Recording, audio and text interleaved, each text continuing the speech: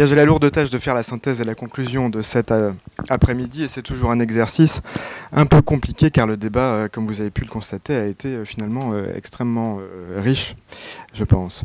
Je tenais bien sûr avant tout à remercier l'ensemble des intervenants ainsi que le public pour sa participation. Permettez-moi de faire un petit retour en arrière. Les stigmates de la guerre sont presque effacés.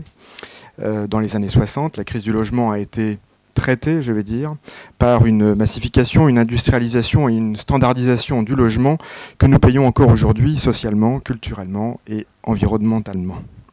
C'est à la suite de ce constat que la loi sur l'architecture de 1977 fait sens en déclarant l'architecture est l'expression de la culture. La création architecturale, la qualité des constructions, leur insertion harmonieuse dans le milieu environnant, le respect des paysages naturels ou urbains, ainsi que le patrimoine sont d'intérêt public. Tous les parlementaires s'entendaient alors sur le fait que l'intervention d'un architecte spécialiste de la conception, indépendant, bien formé, bien assuré et de bonne moralité, était la condition pour tendre vers la qualité d'un cadre de vie harmonieux et un patrimoine respecté. Le recours à l'architecte est donc obligatoire. En 1977, 50% des constructions se faisaient sans l'intervention d'un architecte. Qu'en est-il aujourd'hui, 40 ans plus tard? Toujours 50%. Rien n'a changé. L'architecte perd chaque jour en France une partie de la maîtrise du projet architectural. La qualité n'est pas toujours au rendez-vous, et en particulier dans les zones périurbaines, les entrées de ville. Les zones pavillonnières sont souvent de qualité médiocre et dévoreuses de terres naturelles, souvent exogènes des centres-bourgs. Les zones commerciales et d'activité, dont nous n'avons pas parlé, sont pour la plupart du temps sans intérêt. Bref, la France moche que nous connaissons. Pourquoi ? En premier lieu, à cause du seuil du recours obligatoire à l'architecte, mais quand bien même 100% des constructions seraient conçues par des architectes, le constat serait certainement assez proche de celui que nous connaissons aujourd'hui. Car en effet, les parlementaires en 1977 l'avaient pourtant bien compris, en affirmant que l'architecture ne peut pas être déconnectée de l'urbanisme. Quelle que soit sa qualité architecturale, c'est bien le rapport de chaque bâtiment avec son environnement, notamment bâti, qui crée l'harmonie. Mais malgré cette prise de conscience, la loi de 1977 est restée muette sur le volet de l'urbanisme. Nous payons donc encore aujourd'hui les erreurs des années 60, mais nous commençons également à nous rendre compte que nous allons aussi devoir payer peut-être très cher les erreurs de ces 40 dernières années. Le mouvement des Gilets jaunes est en partie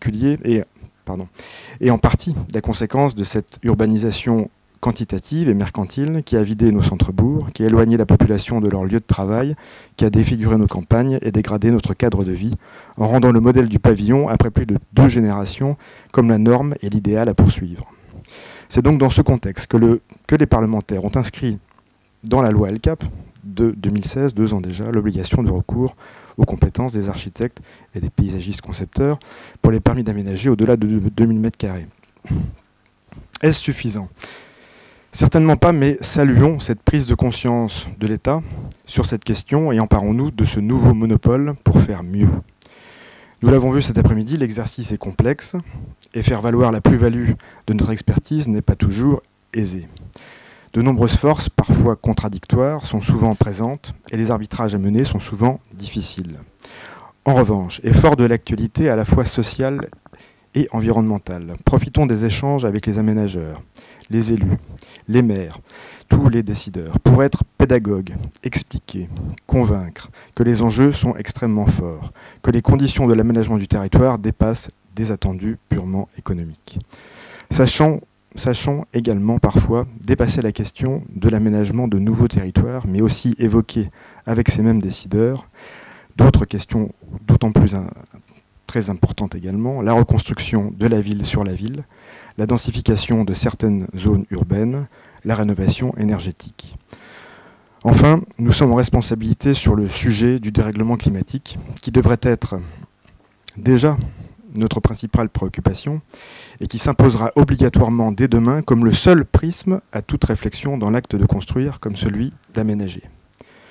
En résumé, le permis d'aménager est une chance de penser mieux et à long terme l'aménagement. C'est aussi une opportunité de faire entendre nos préoccupations citoyennes et responsables auprès des élus et des décideurs. Des solutions existent et nous savons les mettre en œuvre. Faisons preuve de persuasion par notre crédibilité et notre savoir-faire. Je souhaite donc renouveler mes remerciements à l'ensemble des intervenants ainsi qu'à nos permanentes d'ailleurs qui ont préparé cette manifestation. Merci à notre présidente Virginie Gravière pour être venue jusqu'à nous ainsi qu'à notre directrice Laurence Servat. L'ensemble des élus du pôle, donc nous sommes 8, sont à votre disposition pour continuer à échanger avec vous autour d'un verre. Donc Julie Boutet, Frédéric Buat, Claudine Godin, Bertrand Montarou, Pascal Lebrun et Patrick Vétier, bien entendu. Vous pourrez donc également prendre votre temps pour découvrir l'exposition coproduite par l'ensemble des CAUE de l'Ex-Poitou-Charentes et de la DRAC. Et on le remercie d'ailleurs vivement pour le prêt qu'ils nous ont fait de cette exposition. Enfin, je voudrais profiter de ce moment pour vous présenter la toute nouvelle chargée de mission, directrice, je ne sais pas comment est-ce qu'il faut la nommer, peu importe, de la Maison de l'Architecture, puisqu'on est un petit peu aussi chez elle aujourd'hui, Frédéric Lacroix, donc si tu veux bien me rejoindre également, avec laquelle j'espère vous aurez la chance de travailler pour de futures collaborations, mais je lui laisse le petit mot de la toute fin. Voilà, merci. Merci, eh bien, ravi de vous accueillir et de faire votre connaissance. Je saisis l'occasion pour vous parler de notre prochain rendez-vous dans le cadre de l'inauguration de la Villa Bloch, qui est le nouveau lieu de résidence d'artistes de la ville de Poitiers. Nous accueillerons l'architecte Nicolas Dorval-Bory, je vérifie la date, le mercredi 6 février à 19h. C'est ouvert à tous, entrée libre et j'espère vous accueillir nombreux. Parfait. Merci, ben voilà, c'est fini.